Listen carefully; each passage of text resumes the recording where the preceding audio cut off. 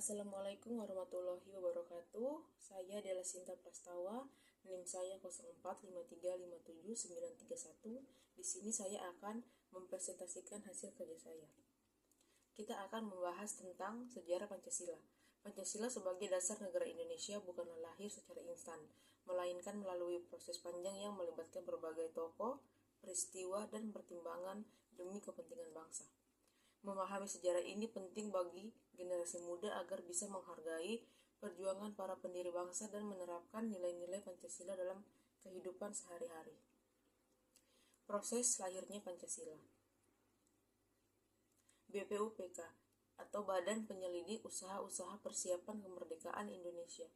Pada masa penjajahan Jepang, tepatnya pada 29 April sampai 1 Juni 1945, Jepang membentuk BPUPKI untuk mempersiapkan kemerdekaan Indonesia. BPUPKI beranggotakan tokoh-tokoh nasional seperti Soekarno, Hatta, Ki Hajar, Dewantara, dan lainnya. Dalam sidang BPUPK, para tokoh membahas dasar negara yang sesuai untuk Indonesia. Pada sidang pertama, Soekarno menyampaikan pidatonya tentang dasar negara yang berisi 5 prinsip utama. 5 prinsip inilah yang kemudian dikenal sebagai Pancasila. 1. Ketuhanan yang Maha Esa. 2. Kemanusiaan yang adil dan beradab. 3. Persatuan Indonesia. 4. Kerakyatan yang dipimpin oleh hikmat kebijaksanaan dalam permusyawaratan perwakilan. 5. Keadilan sosial bagi seluruh rakyat Indonesia. Piagam Jakarta. Pada tanggal 22 Juni 1945, dibentuklah Panitia 9 yang bertugas merumuskan dasar negara yang dapat diterima semua pihak. Hasilnya adalah Piagam Jakarta, yang kemudian menjadikan naskah awal Pancasila. Piagam ini sempat menimbulkan perdebatan karena adanya kata-kata yang menyinggung kelompok tertentu. Misalnya, dalam sila pertama tertulis ketuhanan dengan kewajiban menjalankan syariat Islam bagi pemeluk-pemeluknya, yang kemudian disesuaikan agar lebih inklusif.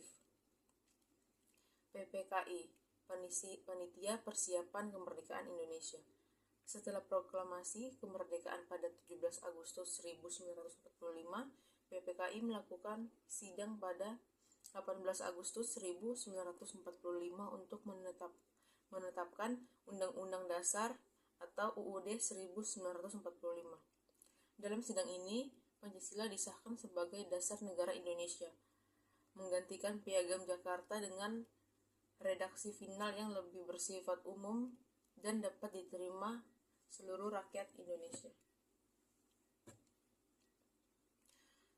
Pelajaran bagi generasi muda: menghargai perjuangan para pendiri bangsa. Sejarah lahirnya Pancasila menunjukkan bahwa kemerdekaan dan dasar negara bukan sesuatu yang instan, melainkan hasil perdebatan, kompromi, dan kerja keras para tokoh bangsa. Generasi muda diajarkan untuk menghargai kerja keras dan pengorbanan para pendahulu. Nilai persatuan dan toleransi. Proses penyusunan Pancasila melibatkan perbedaan pandangan dari berbagai suku, agama, dan latar belakang. Ini mengajarkan generasi muda untuk menghormati perbedaan dan menjunjung tinggi persatuan. Pancasila sebagai pedoman hidup. Pancasila bukan hanya simbol negara, tetapi juga pedoman etika dan moral. Setiap generasi muda diajak untuk menerapkan nilai-nilainya dalam kehidupan sehari-hari, seperti kejujuran, keadilan, musyawarah, dan kepedulian sosial. Kewaspadaan terhadap tantangan zaman.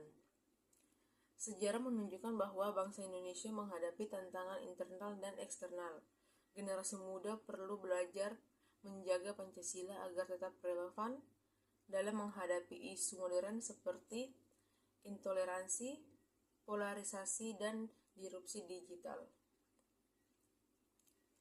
Sebagai penutup dari saya, sejarah lahirnya Pancasila mengajarkan bahwa dasar negara kita dibangun atas semangat persatuan, toleransi, dan kebijaksanaan. Generasi muda sebagai penerus bangsa harus memahami dan mengamalkan nilai-nilai Pancasila dalam setiap aspek kehidupan, baik di lingkungan sekolah, keluarga, maupun masyarakat.